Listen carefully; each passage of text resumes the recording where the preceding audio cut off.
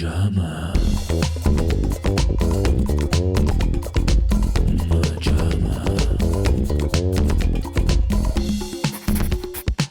MaJaMa. Go, go! Gotta get moving! Balls away! It's Rollerball!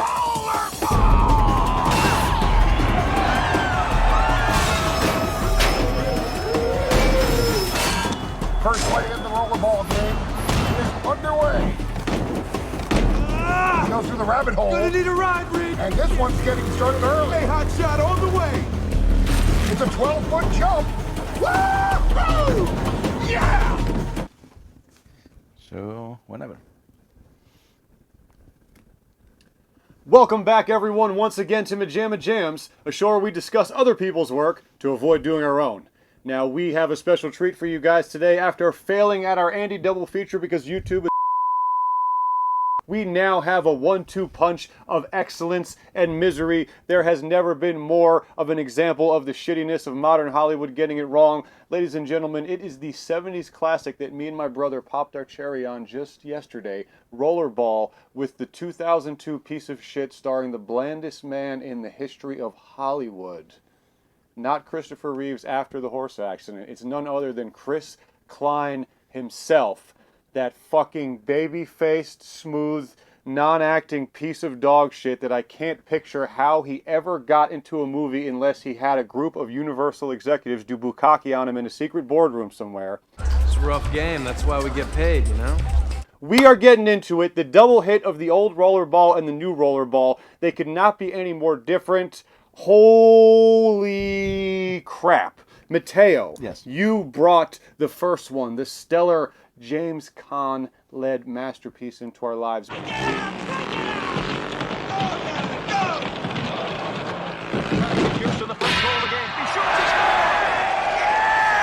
Would you please tell the audience what that He also one's brought the about? 2002 one. And then, in order to let the audience know what the 2002 one is about, we're all going to defecate on camera. And as you see our blooming anuses produce turds, you'll be like, oh, that's what the second Rollerball is like. Mateo, what the hell is the 70s Rollerball about? And what specific year was it? It's from 1975, Okay. directed by Norman Jewison, the same guy who brought us Jesus Christ Superstar, the movie. Ironic with that last name. Although really not, because Jesus was king of the Jews. Come on, King of the Jews. Yeah. It's also sang in the movie. Norman Jewison did? Yes. Oh, Jewison. So the original is pretty much a satire, if you will, of dystopian future and control of the individualism, something, all surrounding this Rollerball, which is a game of which the rules are never being really explained, which is a great pro point for the movie. You just watch it, don't waste time in trying to, you figure it out. You have to And it's not important. And it's not important. And in the midst of this championship of Rollerball is Jonathan E., a superstar who's for 10 years has been the greatest rollerballer ever, I guess. How long? 10 years. Oh, it's a pretty lengthy career. Yeah. You really established yourself in that time frame. Yes. And the corporation decides that it's time for him to retire. There are executives who want you out. Sure. You've had 10 years in this game, John. Longer than anyone ever. Retire? How can I do that? And he doesn't want to. So pretty much he goes against the corporation. It's just like with raw energy and raw verve and defiance, he actually manages to do that. That's pretty much the first one. The second one is It's like sticking your head inside a TRL studio around 2002 while a bunch of guys beat the crap out of you. And then for some reason, LL Cool J's there. Always welcome presents. Nobody knew about them two. yes. Although Oh, you didn't agree. I didn't find anyone in this movie to No, be but anything. I mean, LL is always nice. I love LL in Deep Blue.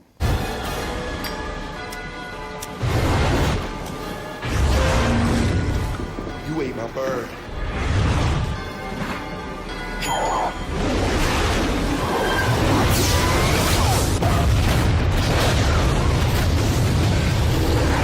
Absolutely love him in Deep Blue. C. 2. The Deep Blue Sea 2. Drowning in the deep blue sea. 2. Do we even need to talk about the second one here? Let me tell you guys something. I have been getting my ass handed to me lately, which is how many classics I have not seen for someone who tends to be obsessed with movies. And watching Rollerball yesterday, I was genuinely shocked how fucking good this movie was. Oh my god. First of all, Wait, Jimmy you mean Caan. Rollerball 1975 or Rollerball 2002? Jimmy Caan Yes. is a movie star. Yes. We don't have him anymore. He's the guy from Elf, right? He's the guy from Elf. That's exactly right. No, I recognize him. He thinks he's an elf. I'm sorry, what? He thinks he's a Christmas elf. Oh, come on, Roger. I'm sure he doesn't actually think he's an elf. And then I traveled through the 7 levels of the candy cane forest, past the sea of swirly, twirly gumdrops, and then I walked through the Lincoln Tunnel. And he is just fantastic. He is understated. He is macho. He is subtle. He Very is hairy. abrasive. He is vulnerable. He is hairy.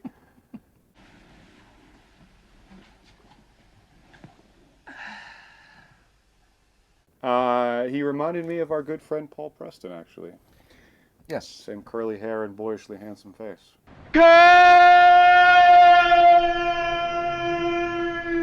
So, where do we begin? How many times had you seen the original Rollerball? Was it a while since you've seen it when we watched it this time? Yeah, it was a while, but I saw it in Italy many a times. It was one of the first VHSs I've ever purchased, so I watched it a lot of it. And one thing that, whereas this movie I saw it in the theaters, I saw it the first time that I bought it, and this one was the third time, pretty much. Are you fooling with me? And one of the things that hit me, having fresh the original one versus this one, besides going on to completely different directions, one thing that hit me is that you watch the original, you believe every single member of the team is a rollerballer. You watch this one and say, oh, these are actors who've been cast to be they're all fantastic and they're beautiful and they're... That's one of the biggest missteps is they made them Yes. look gaudy. The first one just says, we're a bunch of regular guys who get together on a Saturday at the hockey Yes. arena and play a game. Yes. You And get the sense they love for the sport. This one, you get the sense that someone spent 16 hours designing a costume for a Hollywood movie. Exactly. It looks like that they were ready for a photo shoot depicting rollerball or something like that. You are his boy. Looks like Alexi's got himself some hot investors. And apparently the story goes, I don't know, I wasn't there, but it seems a pretty well-known fact that the original script was even deemed, the original script, wait, don't explode, was even deemed better than the first one because it was heavily satirizing advertisement and the fact that sometimes to make money you trump the rights of the players or everything. You shouldn't, though. You shouldn't, yes, that's wrong, I heard. That was the subtext. And there are just like hints, glimpses, like for instance when he takes a sip. Jonathan! Počkej, my nevidíme značku! You know she said you must do again! What? Drink again! Label out. Label out.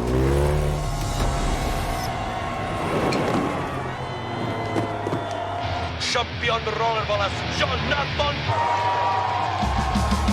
Oh, it was for like a commercial almost. Almost. Okay.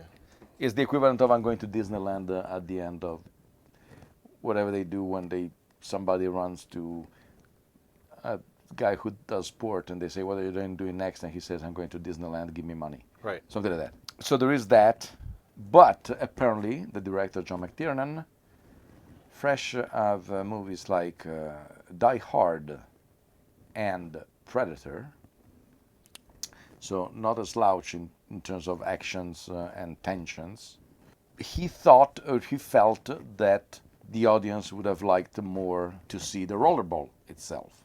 So he had the script rewritten completely, and they made a series of screenings that were all disastrous. So they kept on reshooting, re-editing. The editing is terrible because there are jump cuts that makes no sense. Well, it seemed like mistakes, like almost like flashes or.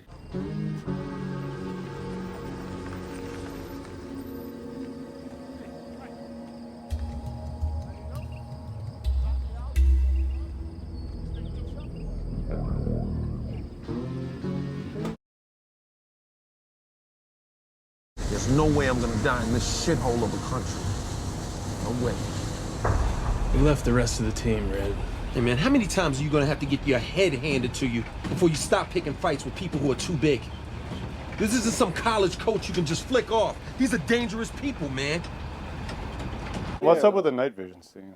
There is the whole night vision scene that makes no sense. Like, is there? Yeah, there's just no. I like reason it conceptually. I mean, there's no reason to do it unless you're actually doing found footage or.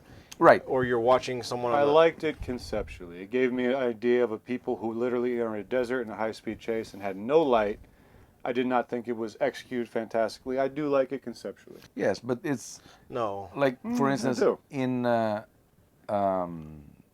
Area 51 is woven into when they're getting to the base. You guys in? Yeah. Yeah. I hear you. Now watch out for them, man. Don't let them do anything stupid. No, I'll be fine. All right, I'll be here. Alright, guys, put on your masks. Hey. Yeah, I can see the three. I'm pumping through the suit.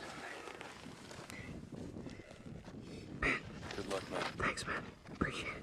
I'll be here in the morning. Alright, we'll see you then. Be safe. I'm gonna head this way, over that hill. Yes. And so it fits. Over here, it seems like, no, but it looks like the different styles that Oliver Stone used in Natural Born Killers to shoot certain sequences. Mm-hmm. That there is one that looks like a sitcom, there is one that is more almost grotesque, and here it looks like that at a certain point say, let's do 10 minutes of night vision. It's long and you lose the whole. I mean, maybe that's the whole. Like you were saying too, either they shot it just in such bad light. Yeah, they that couldn't probably salvage to correct it, and that was the only. Or they couldn't do it properly, so they're like, okay, let's just darken it so you can't see shit. Yes. But like cutting between someone on a drone watching them, and you see the green footage, and then you cut to them in the truck, and it's lit. Yeah, because somehow. Well, I will say this: one way or another, I don't think I've ever seen that before. Hollywood movie, a big action centerpiece, and the whole thing is in green night vision. There is probably a reason. I'm simply stating a fact that I've never seen that before. Very true. Not saying it's a good thing, not saying it's a bad thing. At least you haven't seen it unjustified. Because for instance, the ending of The Silence of the Lambs.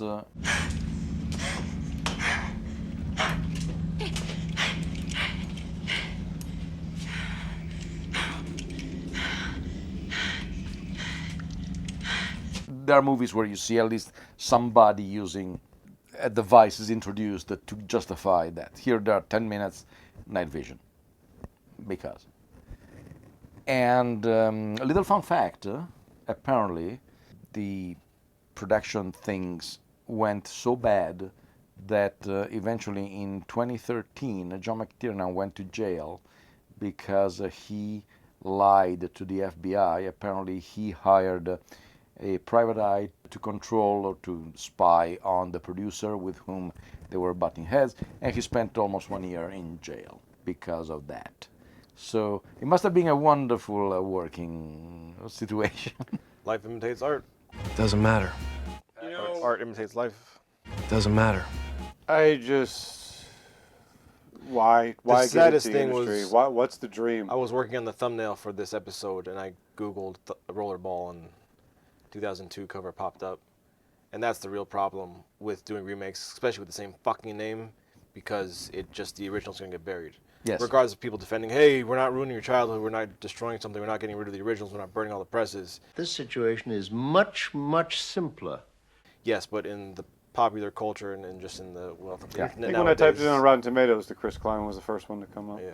Because for instance, yesterday, honestly, I mean, I know that you guys are a couple of idiots. No, let's say a different audience and an audience who appreciate movies despite when they were made. you may say, oh, it has a slower style, but you understand that it was shot in a certain point. And yesterday, at a certain point, I was saying, oh my God, is this movie because you weren't saying anything. You didn't. It's one of the few movies where, as you were watching it, you never comment. You never. I wasn't actually in the room. You were not in the room. It's funny you bring that up because I was holding in a "this is the greatest thing I've ever seen" the entire time, and I was like, you know what? If I say that, we're going to talk about it, and I do not want to miss a second of this movie. Yes. Too late. Also, there were, I think I was saying this a little bit last night too, during the rollerball scenes, there's actually a bunch of, holy shit. And it just felt more dangerous and more like you're in gym class with a piece of apparatus you haven't used before. Like, okay, this is kind of scary. I haven't really used this before. When the ball shoots out the track and is flying down, all you hear is the rolling of it on the wood. There is no music? Yes, there's no music whatsoever. It just feels brutal, it feels raw, and it feels like a gritty sports. There are not 25,000 cuts during. Because this is the example. Everything he just said, and then the fucking fuckers come to it and they're like, yeah, well, what if they're fucking wearing crazy masks and they're slamming and the course is like an extreme sports thing, so they gotta go through a hamster loop, they're flipping off walls, and we...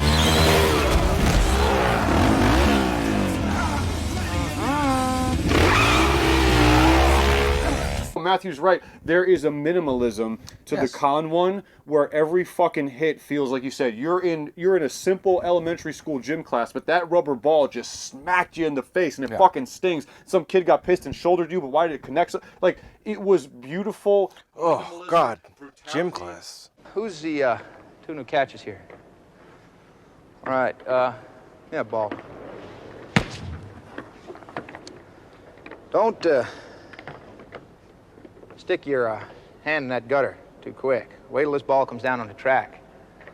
But at the same time, I'm thinking of your comment about the crew of Alien being space truck drivers. Oh, yeah, right. I just forgot something, man.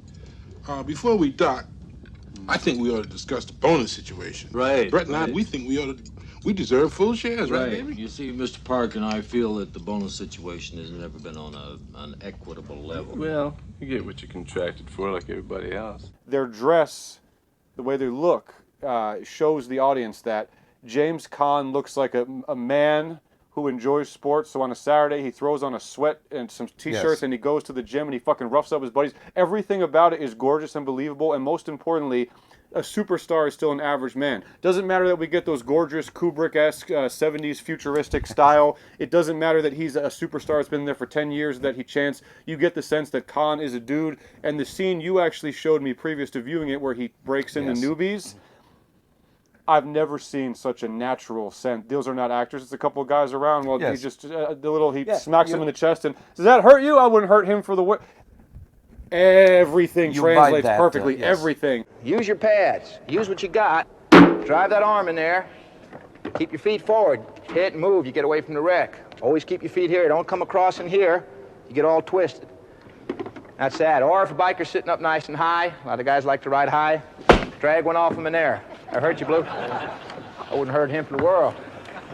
And so when it comes time for the game, it's not some crazy futuristic dystopian thing that Gene Reno is fucking controlling. It's just a couple of dudes getting fucked up. And it's fucking Janet Reno could probably fuck you up on that court. Yes. Yeah, I mean, when she was alive. Yes. But yes, that's exactly it. The original one is raw, is energetic. This one, even at the beginning, the... I don't know, how do you call it when you're sliding down the...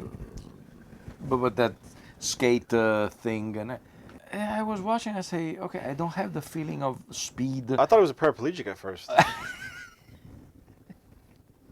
This is Rollerball? No, this is our therapy class for the... Not to mention Chris Klein doesn't buckle his fucking helmet once throughout the movie, and he pushes off Ella when he's telling him to wear a spine protector in the first scene. You want to be a paraplegic? But then ends up wearing it for the last game to protect your spine. And then, how does Chris Klein get work? But the fact that you don't buckle your helmet, not even just to look cool, but the fact that if you move too much, it's going to slide off. It's going to slide to the side. It's going to be sliding all over your face. Especially that one, which is just like a ball. Yeah. It's not... And then LL's helmet, which has one singular Well, the football has that, but it's not just, like you said, one It's a singular gate, thing. though. It's like, Yeah. yes. That's like fucking mouth braces. Everything about this is a lesson in when people... How not to make a remake. Well, when people talk shit about Hollywood, if you were to look at this, it lives up to every cliche. It lives up to everything shit talkers would say. This is the course. You want to study what's wrong with Hollywood? They got everything about this wrong.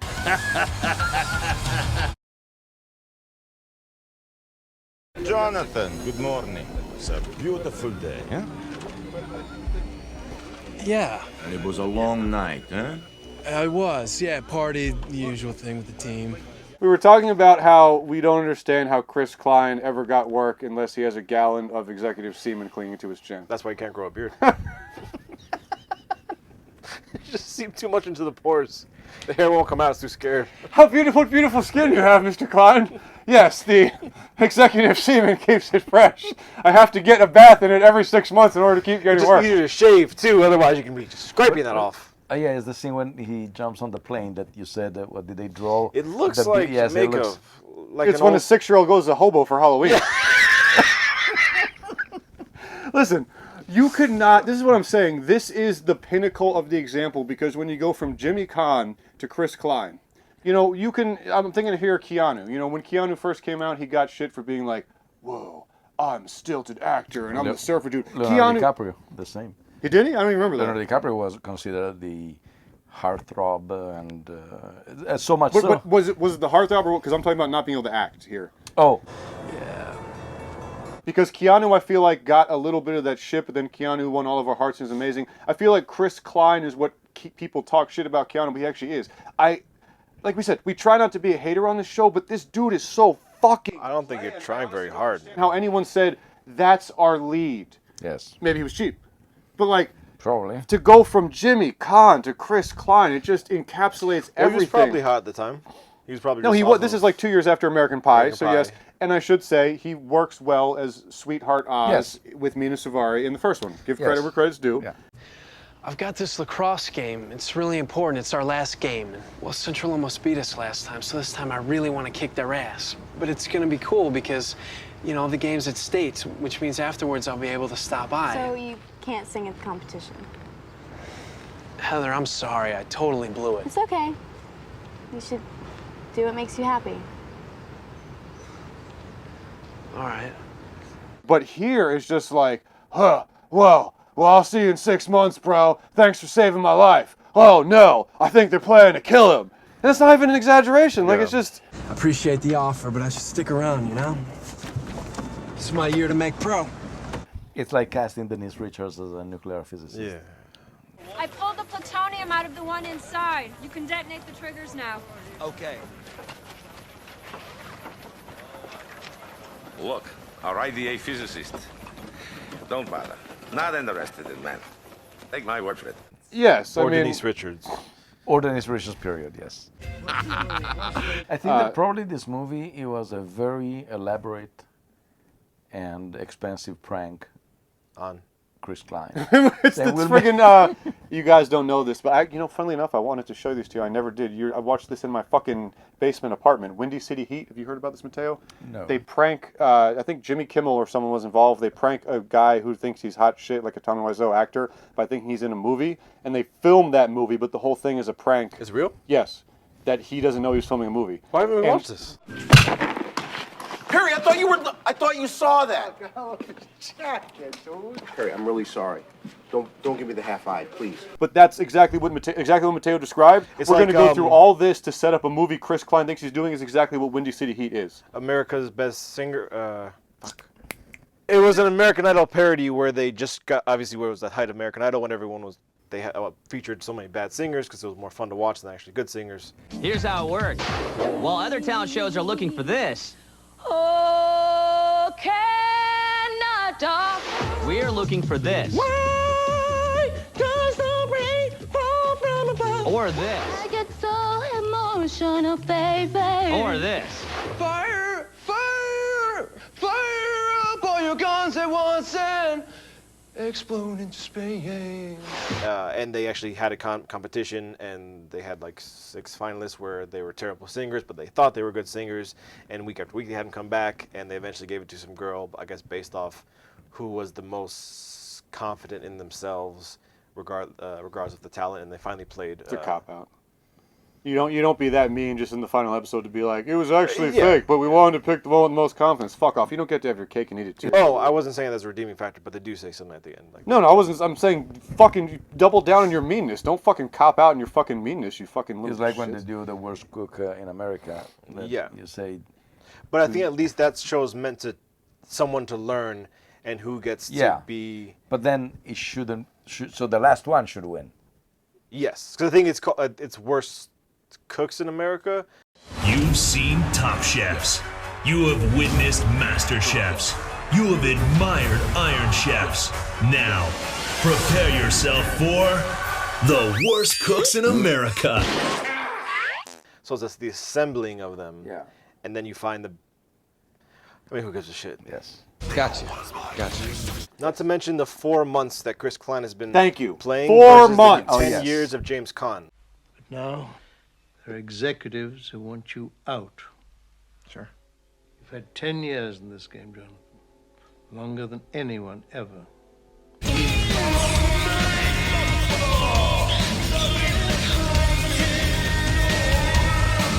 Yes. And like I said, the only reason I can think they did that is because he's so new and he doesn't understand how corrupt this game can be. But at the same time, that's not just he can. No, I think that you're right. They wanted him to be a fresh. They say they love fresh baby-faced people over there. Maybe it's like. But 4 months, I mean, we see I think him still in New York or that San Francisco. They did only 4 months so that he doesn't get to know all the dirty secrets and how they are. But it makes it even more resonant that Caan is a superstar for 10 years and still doesn't know. It shows you how shady the dealings are. And how things evolve and change, obviously. Yeah.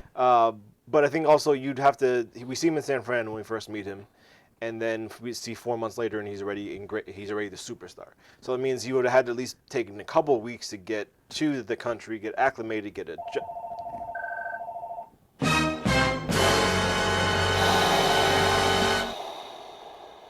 Speaking of that intro, get accepted into a team, and then become this. Yeah. And then have 3? I mean, how many games you play in? It takes about a month to get overseas in general. Passports, paperwork. Yes. Well, he's got LL as a friend. Anal cavity checks. Going back to that opening scene. What opening scene? Of this. Also, he's wanted by the police at first. Oh yeah, that's why he decides to go. But yet he gets a passport and he can leave the country. I will say this. Whatever. Maybe LL had a private flight that was off the records. Oh. I don't mind our opening scene because I think it's one of the rare cases where he came up with something new of this street sport that Klein was in, where they're kind of luging down the San Francisco streets. That's what it was. Luging down the San Francisco streets on like a car mechanics thing, while kind of elbowing each other and whatnot. Robert Loggia-ing. The scene is not without its fun action that I felt like was missing from the sledgehammer to the face of the rest of it. Not without or without? Not without. Oh. And I feel like originality is a strong word, but you could have just been like, he's rollerballing there, he's doing street hockey, but you came with something that, again, give credit. I haven't seen a luging, elbowing fight, whatever the fuck it was. So I do think we start on a decent note. I mean, that's a thing. Is it? I mean, maybe not fighting one another when you're going down the track. I'm just saying it's a decent note, and I feel like that's a little touch of, oh, that's a cool way to bring your own original spin. I didn't hate that, and I thought the action there was decently fun, whereas I found the action in everything else kind of numbing and boring. Yeah. So especially because half of it you can't understand what is going on.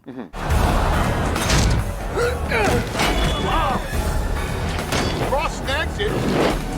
No Bogarting this time. He pested Takata, who scored! Boy, this crowd sure appreciates Demikin, the local boy who made good. Every now and again you see people jumping or flying. Yeah, when there's more of a simpler down the street thing to the opening. Yeah. So I don't mind the opening. I thought that was a decent, fun scene. It's Batman and Robin, actually right on the time of Batman and Robin 2.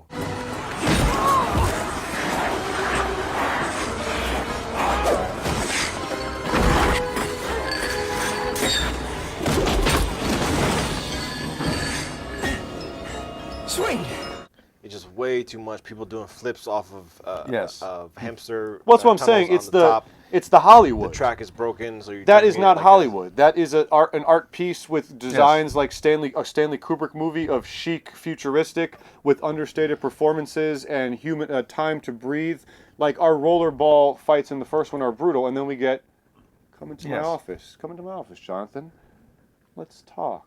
How are you feeling? We get time to breathe. We know him. He spends time with his girl. We saw he's got a wounded heart in addition to the stoicism. I honestly thought everything.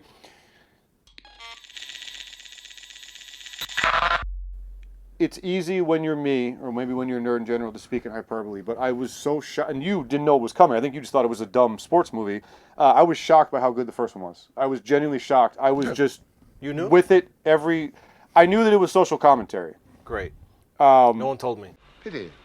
I knew about this because, like I said, I should mention, I knew about this because around the time it came out, I was beyond obsessed with Slipknot, and I was excited to learn they were in the movie for about 30 seconds.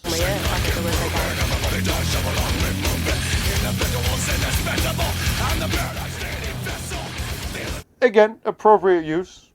It's not that much of the movie, but it was cool to see Slipknot playing for the brutal game, I guess. Yeah, they're better than Celine Dion or something. Three Doors Down.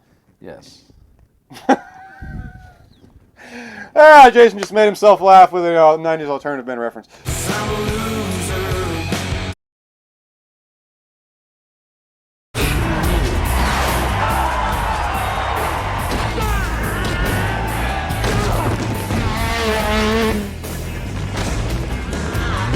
So, I think it's literally like they said, hey guys, we want to make Hollywood look bad. Let's take this classic movie and let's give every cliche they say we're known for. You get the bland baby face that's hot at the time. You get the rapper guy. You get Rebecca Romaine and give her a Russian accent. And you think that does some good? You make everything look like it's a fucking D-N-word music video, their costumes. And you here fucking are have them $70 doing million. X Games, fucking, yeah. Also, it took, we should state, we're not alone here. I checked the RT, Rotten Tomato score, 3%, and this was 2002, so it was in the period. It's not like sometimes you check from like a 1970 movie, they got 5 reviews because RT wasn't around. 3% out of like over 100 reviews, 14% out of 2,500 for the audience, 70 million budget, I think about 25.9. 25 global. I'd say it's a good time in the can. I'm sorry, Mateo, you were saying there's a bunch of delays in getting this out?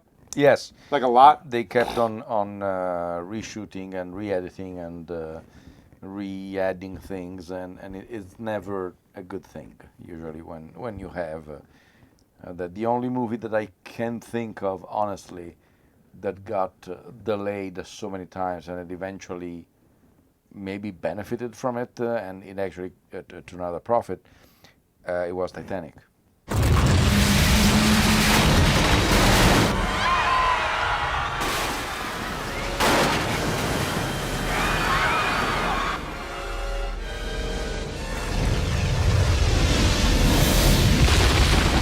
I remember still seeing a trailer that was saying July the 2nd, Titanic, and then they would say August. Seems weird. And then Seems holiday. And then they moved it, and eventually came out for Christmas. Oh, right move. Should say smash the like button or like the smash button or button. Oh fuck! I forget that dumb shit every time. Look, click the like button, leave a comment. Shout out to Paulo, Immortus, Mjolnir, Sparkyo, Conrad, Scout, and Mom. That encapsulates everyone that watches our show, right? Yeah. Should I put subtitles because you mumble throughout the whole thing? But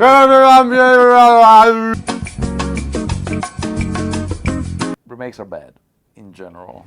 This should be a class. I'm not even kidding. This is the class. This to me it's just shocking how they live up to the cliche. It's as if someone was like, listen, man, my uncle is racist and he's always talking shit about Italians. But I'm gonna bring him over here to prove they're not like that. No. And then as soon as you open the door, he's in like a Mario outfit with like, I made it to pizza and I got some meatballs and some of this and oh my god, I beat my wife and I wear a guinea pig. You're loading the gun for him. It's like that's literally what this is. It's just feeding every stereotype about how fucking awful, tone deaf, clueless, money hungry, cash grabbing Hollywood is. While at the same time trying to skewer the system. Yes, and also. Which I wanted to hear what you thought about it, because I remember that being puzzled when I saw it in the movies and when I saw it the first time. Hailing from the wide-open plains of Texas, a former rodeo champion, and the first-round draft pick by the prestigious National Hockey League back in the States. Considered the next Wayne Gretzky, he turned down a king's ransom for the NHL to play here in a real man's league. The Red Horseman's sure bet for Rookie of the Year, who kills his stubble each morning with a Wilkinson Sword Triflex.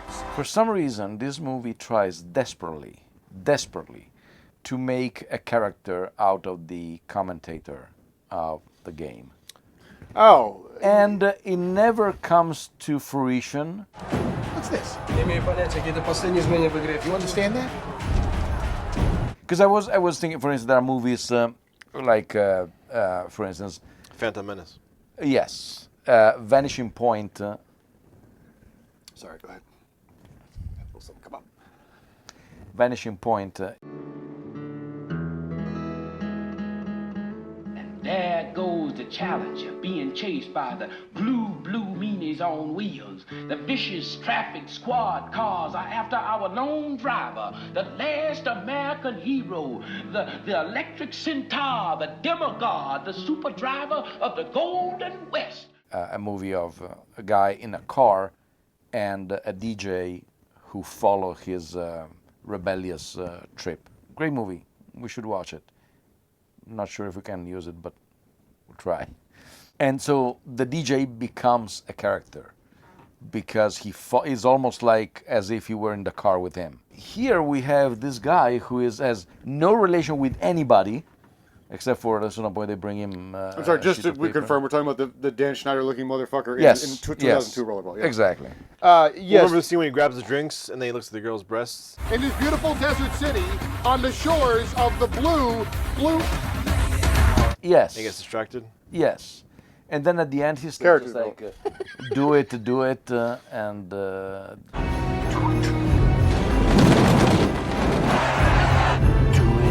I'm assuming he's just our only link in a foreign country as the only English-speaking commentator who's kind of a narrator, but doesn't really give us enough information or doesn't get involved enough that we give a shit.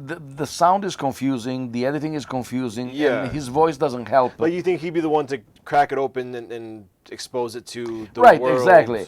What's actually going on? I'm thinking the shady undergoings. I remember when I saw the movie at the beginning, I was saying, okay, he's the guy who in the end, I don't know, runs into the directing booth and say, unplug something. Or exactly. Get a certain angle. Or... Instead, no, it's just like there and nothing happens. Nothing. It feels like, and I always get these two mixed up, but... It's real life?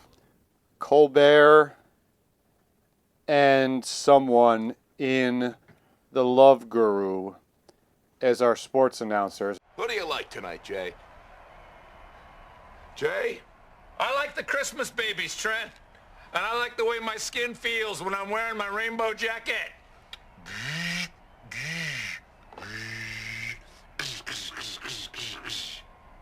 By your command. You're back on drugs, aren't you? Yes, I am! Asshole face man! And I always get it confused with Bateman and someone in semi-pro. Now, if I remember correctly, Bateman and someone else in semi-pro actually were... Wasn't in Dodgeball? Gary Cole and... There's three then. Time is up! It looks like the clock is about to strike midnight on this Cinderella story, turning average Joes into the proverbial pumpkin. I sure do like pumpkins, Cotton. Okay, one of them is definitely Stephen Colbert, who plays the going off the rail one against the straight man in The Love Guru. Then I jumped to what I thought was semi-pro with Will Ferrell, but I think you're right that Dodgeball is Jason Bateman and Gary Cole. And then the third one, which I think you just jogged my memory, semi-pro, I believe, is Andrew Daly, who I fucking love. Chris? I haven't seen semi-pro, so I'm not sure. I think it's Andrew Daly, but me and Matthew and our buddy Conrad that movie will be immortal for one line. All right, well, let's get him up. Yeah, come on. Let's get him in the locker room, guys. Hurry. Jackie's teammates doing just an awful job of stabilizing his spine as they carry him off the court. Come on, Jackie. Hilarity, cackled in a movie that otherwise was, okay. Anyway, that's who I thought of when I thought extraneous sportscasters, because yes, Matthew's right. He's probably needed, or at least is supposed to be the anchor in a foreign country to give us the action. But we get enough shots of him that you think he would serve something to the... Well, to be fair, he does say, what's up with the new rules? The game will be played with no fouls called and no penalties. What is this shit? There's no such rule. Yes. That's about as close as we get to, like, he's the guy that's like, wait, what are these new rules? But if you think about it, the original one doesn't really... A couple of times you just say, this game is going to be played without no penalties and stuff at the end. Yeah. I mean, they announce it. They don't need him to say it at all. No, exactly. And the team is shocked. The coach is shocked when they hear it, so we don't need his being shocked as well. Yeah. And even the first time that we hear this 2002 announcer, he actually is laying down how the game is played. And it's not too... No, but still. But it's too much. Yes. Mark Wahlberg's a fucking douche. Sorry, that just popped in there.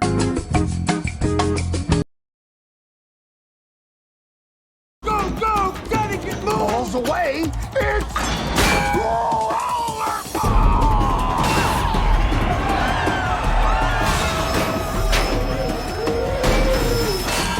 First play in the rollerball game is underway. The best part of the first rollerball is the way that the ball comes out.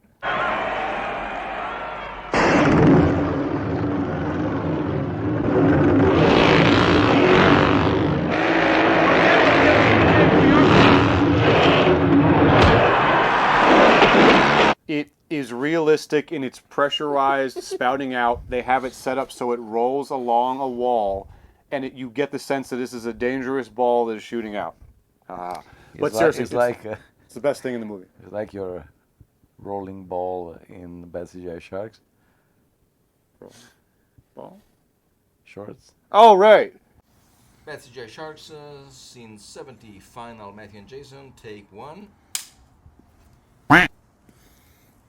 And action.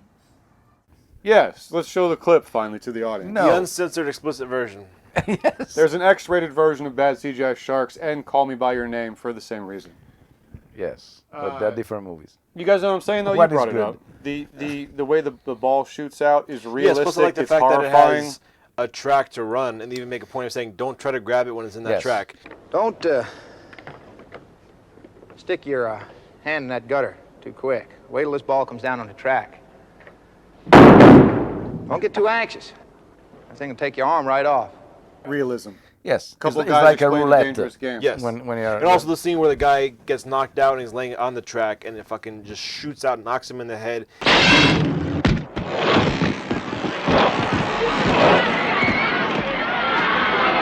There's little things like that where I'm like, oh, damn. The realism and the bloodiness because of it. in general, death is never particularly spectacular. It's just a death. It occurs. And in the first movie, you have that. You have that grittiness and that realism of somebody. If they do it today, there isn't that scene. But if somebody were to be hit by the ball, would that spin 6 times on the... well, damn, yeah, some of the fucking hits and kicks and flips and the way you're thrown into the air. Also, a nice, in this. sparse use of blood in the first one to make it that much more effective, yes. More effective. I always think, and for this being R too, there's not that much boob flesh. Yeah, we didn't get a lot of titties. Blood, gore, anything. I was surprised that it got an R. The original one, you mean? No, the new one. Oh, Did that stop in the 80s when an R meant like a boob and blood fest? You know, because I feel like even in the 90s, you get one. You get one fuck in the PG-13. But it doesn't Not have sexual. to be related to sex. I'm gonna fuck that dog. No.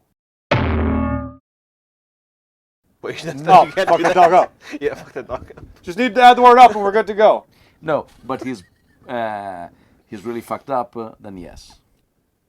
He's really fucking me up. Who the staircase came up with that? Retard. I feel like the double feature is possibly letting us comment too much on Chris Klein's taint and not focusing enough on the stellar masterpiece that is the first one. Should we try to zero in on more things we loved about the first? Fuck this new one, man. Fuck, we talked about how piece of shit is. Holy shit! What about the tree shooting scene? What about the Kubrick decor? What about the friggin' the camaraderie? What about the escalation at the end, how it beautifully plays out, that he's the last one left, taking on people themselves, and then the last goal? Yes, you compare that last scene to this last scene, and you're like, yeah, okay, lack of music. In the first Preach, Mateo. Preach. In the first lack one, of music. You're kind of hoping that Caan fucks up the businessmen, but at the same time, he just wants to play the game. He wants to get to the end. He wants to play the game. He wants to score that final goal. And that's what he does. Even I like the having to walk up the track, and you're seeing him use the grips of the fall in love more as he brakes describes it. on the yes, skate. He has to use the toe. Yeah.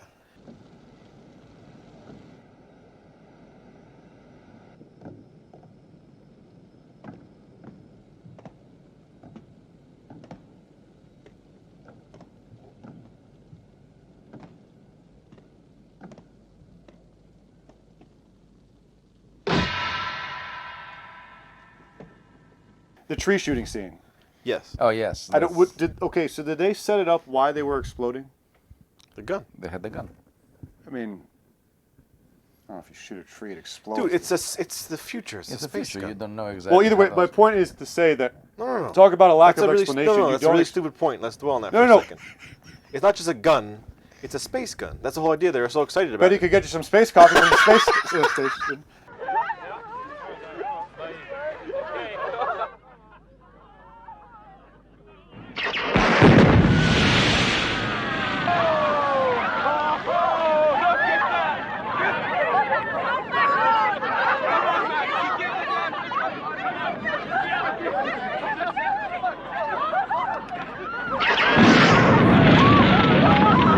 There's just the rich people go outside and shoot at trees, and they blow up, interspersed, as you said, with our corporate boss and Caan trading verbal blows. And it's just fucking great, and it's artistic. It looks like a fucking Bjork music video. And it hammers the point home without being overly, just like to tell you and repeat and everything. Yeah, I'm gonna tell you something. Matthew made the joke about Jimmy Caan from Elf, but that's how I knew Jimmy Caan, because I found it difficult. Forgive me to sit through The Godfather. I'll try again. I'm going to make him an offer he can't refuse. I haven't seen why Caan is Caan. I have not. And yesterday, no joke, I'm like, oh shit, okay. That's why Jimmy Caan is Jimmy Caan. Fucking awesome, man.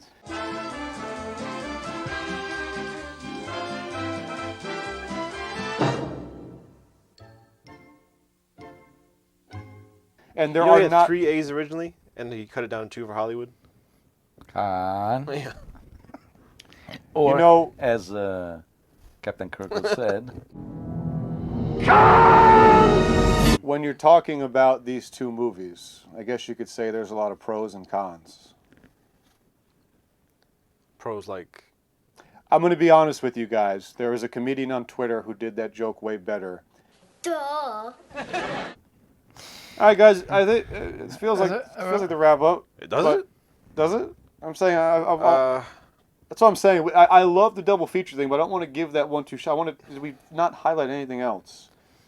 I like about the first one. I like. Okay, let's talk about this. I like the faces of the people I see. The relationship between Jimmy Caan and Mustache, the brotherhood, versus the relationship between Klein and LL. You all right? Yeah, I'm all right. Just want to get out there and hit them little fellas.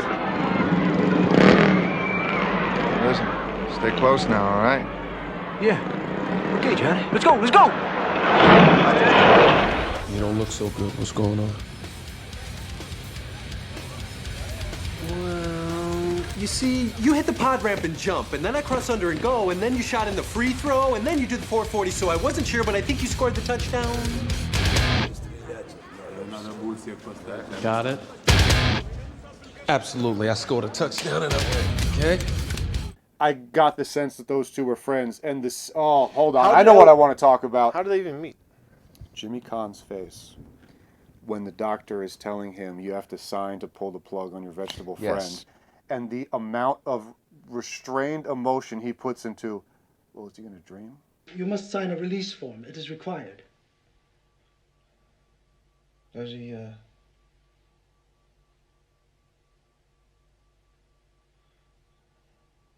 Does he dream? No. There is no brainwave at all. No sort of consciousness. Just a deep coma. A vegetable. No dreams. Nothing. even a plant feel something? Who can say? Please. So far away from Yes. Cliff's The hospital has rules. No, they don't. Yes. Oh. And Such a good scene. So much on his face, yet still stoic. I don't know. I'll never be able to have control like that. And that's pretty much just them trying to get this dude just officially dead. Don't have to worry about him. Yeah. Just write him off, I guess. Pretty much. And also, what I was telling you is what I like about the original one, but it was a fairly common technique back then. It's just that you do this wide shots where your eyes are become the direction. You decide what to look at of the whole scene. You're just like exploring the scene. That's one of the reasons why I will always hate that you guys, while we blissfully caught together in theater, you guys missed the IMAX viewing of Nope. Because, you don't need to keep rubbing it in. I'm sorry. Jordan said that he wanted to have a similar effect, like let's have big scoping skyscapes to look at on the IMAX screen so that the audience can do exactly that. The characters are looking up trying to find it, and you're doing the same thing. And that whole movie, I'm just like, Cloud, where's the ship, where's the ship? It's so great. It's so fucking great. It's like in, what was The Invisible Man? Same thing, that there are those scenes that are very wide where you can scan in the scene and say, okay, is there anything? The new one? Yeah.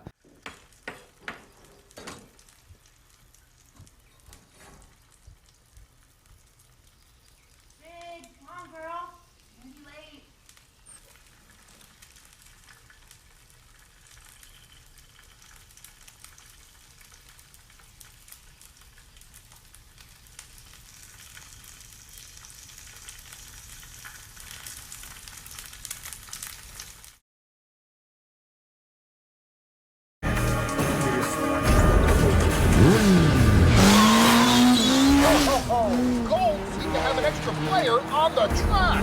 Have we got some kind of grudge match here? Aurora seems determined to wipe out Jonathan Cross. Get out! Get out of this! Well, anything else, fellas? And our lesson on why I like that Hollywood he gets sucks a big one? I like that he gets no answers at the end.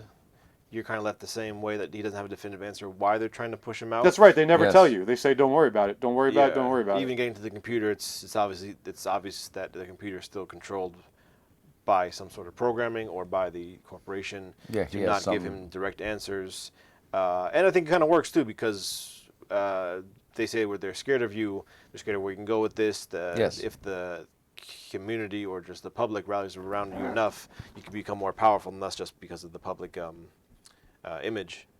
This is Jonathan E. He has to know. Make it simple. Answer. Corporate decisions are made by corporate executives. Corporate executives make corporate I know we have the answers. We do have knowledge converts the to waters power. of history. Energy equals genius. Meaning. Power is knowledge. Genius is energy. But they don't explicitly state it.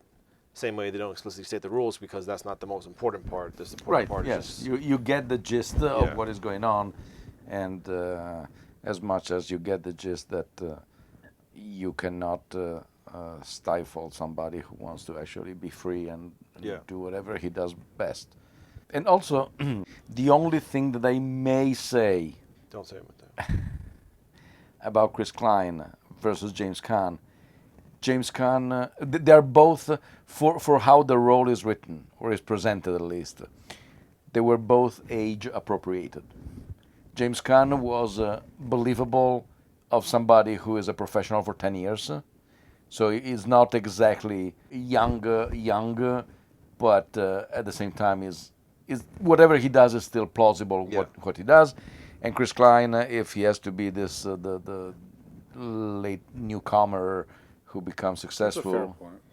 It's that's the only thing that I would say. Oh, and then we have not once, but twice a very interesting twang during the night scene. Okay, the first time I heard it, what is it? When they drive. Yes, when they first drive through the fence. Like Beavis doing a boner thing? Did you not hear it? No, I did. I don't remember what you. We were laughing hysterically at it. Come on, baby! Whoa! I've got news for you, Red! They've got an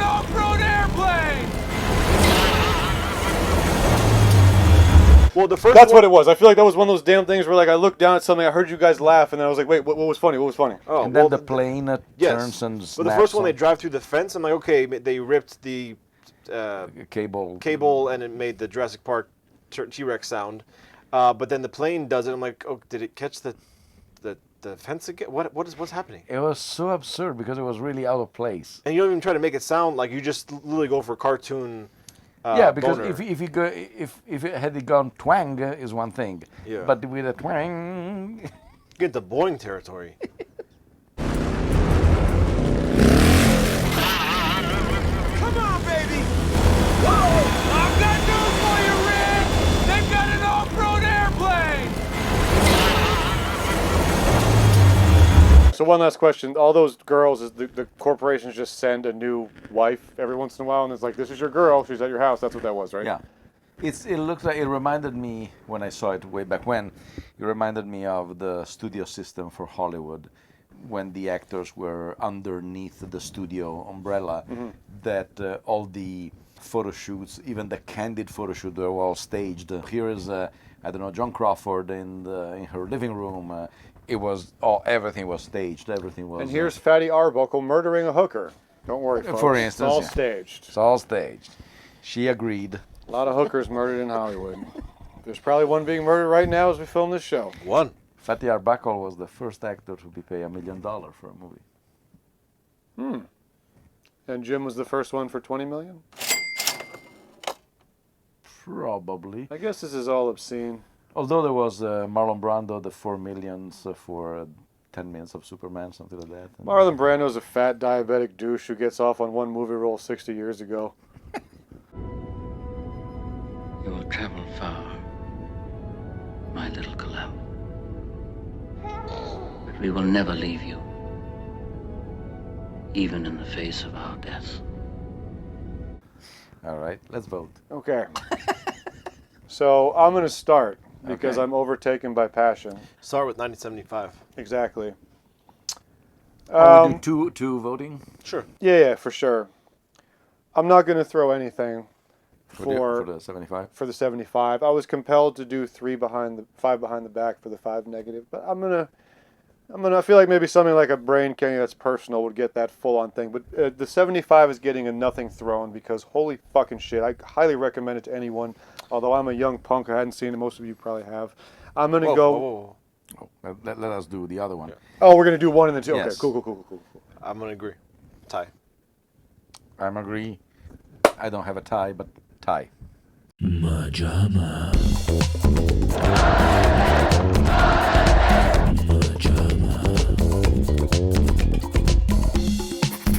3 zeros. Awesome. 3 zeros. Now. Okay, now the other one. All right. We get it. 1, 2, 3, 4, 5. This is times 10. This is genuinely. We'll go with 5. This is genuinely everything wrong with Hollywood. If I was some cornball community college film teacher, I would literally make this a lesson. This is horrific. I didn't find anything to grab onto. Probably the highlight. Why you gotta be a cornball to teach community college? Fair. I guess I just like to make fun of myself a lot because when you don't make fun of yourself and stuff like that happens. Although sometimes the kids at work will be like, oh, I'm so stupid. And they're like, hey, man, calm down.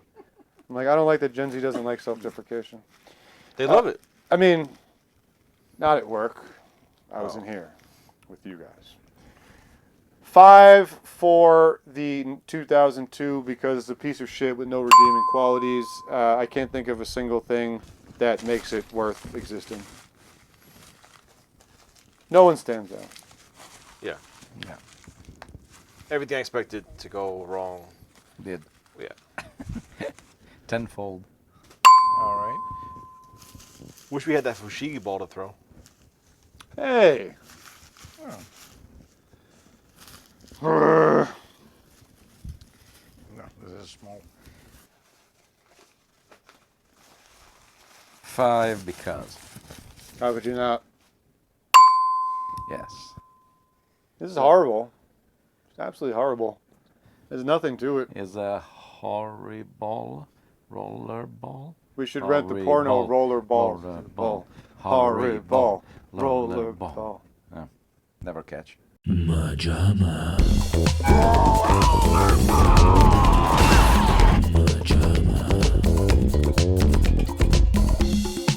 Yeah, highly disappointing. And we expected so much from Chris Caan. At least we were introduced to the original Rollerball. Yes, at least that. So you gotta take a little, give a little.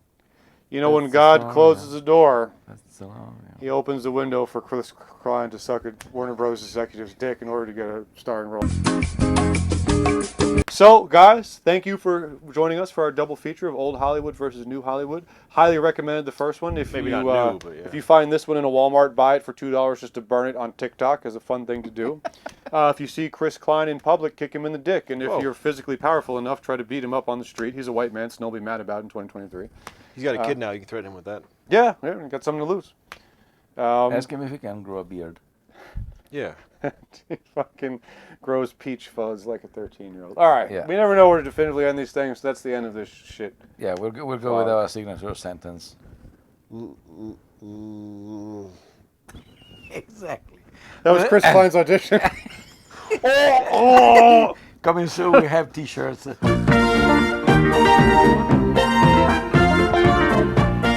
MaJaMa.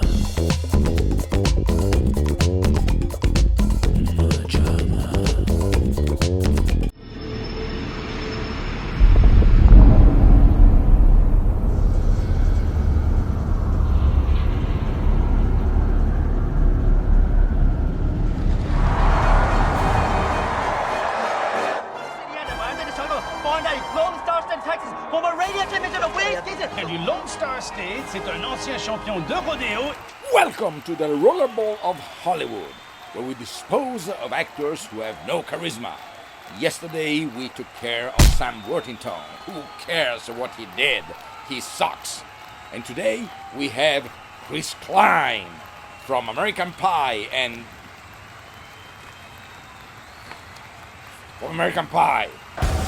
And holy crap, what an entrance! He really believes that. What a sucker. Anyway, the rules are simple. First, no straps connected under the chin. Excellent. A little touchy, huh? Well, then he has to drink at least 5 alcoholic beverages. So go on. Yes, that's one, and now you have 2, I see. The cameras are filming you. Yes, continue like that. Very good. Yeah. No, keep going. You'll grow big and strong because you're such a wonderful start. Good, you're done. Now hop on a motorcycle and charge the audience. Just like that.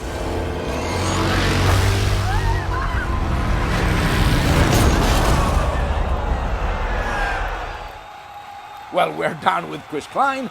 Join us tomorrow for Gerard Butler. Hey, is that LL Cool J?